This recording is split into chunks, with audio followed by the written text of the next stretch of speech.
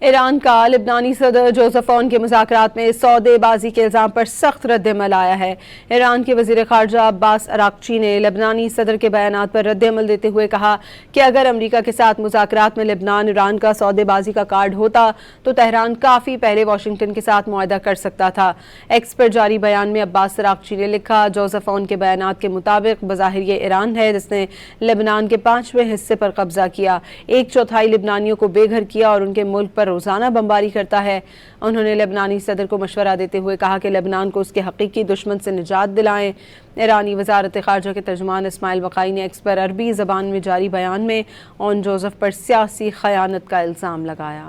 ایران کا لبنانی صدر جوزف اون کے مذاکرات میں سودے بازی کے الزام پر سخت رد عمل آیا ہے۔ ایران کے وزیر خارجہ عباس اراغچی نے لبنانی صدر کے بیانات پر رد عمل دیتے ہوئے کہا کہ اگر امریکہ کے ساتھ مذاکرات میں لبنان ایران کا سودے بازی کا کارڈ ہوتا تو تہران کافی پہلے واشنگٹن کے ساتھ معاہدہ کر سکتا تھا۔ ایکس پر جاری بیان میں عباس اراغچی نے لکھا، جوزف اون کے بیانات کے مطابق بظاہر یہ ایران ہے جس نے لبنان کے 5ویں حصے پر قبضہ کیا، 1/4 لبنانیوں کو بے گھر کیا اور ان کے ملک پر روزانہ بمباری کرتا ہے۔ انہوں نے لبنانی صدر کو مشورہ دیتے ہوئے کہا کہ لبنان کو اس کے حقیقی دشمن سے نجات دلائیں۔